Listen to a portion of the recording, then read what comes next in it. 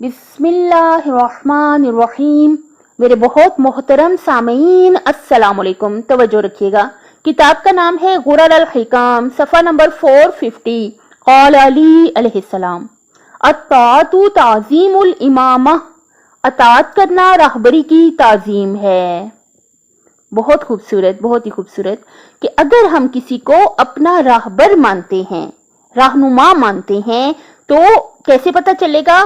جب ہم ان کی اطاعت کریں گے، فرما برداری کریں گے، ان کے بتائے ہوئے طریقے پر چلیں گے، ان کی زندگی کے مطابق اپنی زندگی گزاریں گے، تو اس کا مطلب ہے کہ ہم حقیقت میں انہیں اپنا راہبر مانتے ہیں۔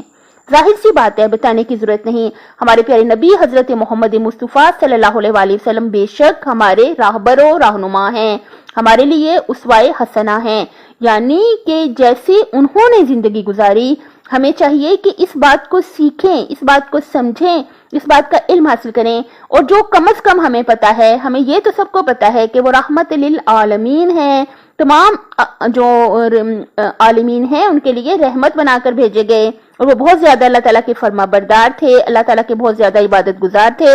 جو باتیں ہمیں پتا ہیں وہ ظاہر صادق اور امین تھے، ہمیشہ سچ بولا کرتے تھے، تو ہمیں چاہیے کہ ہم بھی جیسی انہوں نے زندگی گزاری ویسی گزاریں، اور ان کی اطاعت میں گزاریں، ان کی فرما برداری میں زندگی گزاریں۔ ان کی فرما برداری کیا مطلب؟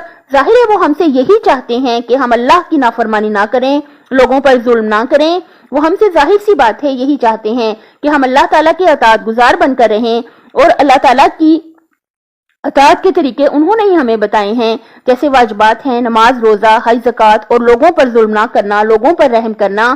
یہ جو باتیں انہوں نے بتائی ہیں، کتنا پیارا فرمان ہے۔ المسلم من سلم المسلمون من لسانہ و یدہ، مسلمان وہ ہے جس کے ہاتھ اور زبان سے دوسرا مسلمان محفوظ رہے، اس کی عزت نفس محفوظ رہے جس کے ہاتھ اور زبان سے۔ تو جو اطاعت کرتا ہے دراصل وہی اپنے راہبر کو عظیم مانتا ہے، عظمت دیتا ہے، اور بلندی مرتبہ دیتا ہے۔ کون؟ جو اطاعت کرتا ہے۔ تو ہمیں بھی چاہیے کہ ہم اپنے راہبروں کی اگر اطاعت کرتے ہیں تو اس کا مطلب یہ ہے کہ ہم انہیں باعظمت مانتے ہیں دل سے، ہم انہیں واقعی راہبر مانتے ہیں دل سے۔ وہ تب ہوگا جب ہم ان کی اطاعت و فرما برداری کریں گے۔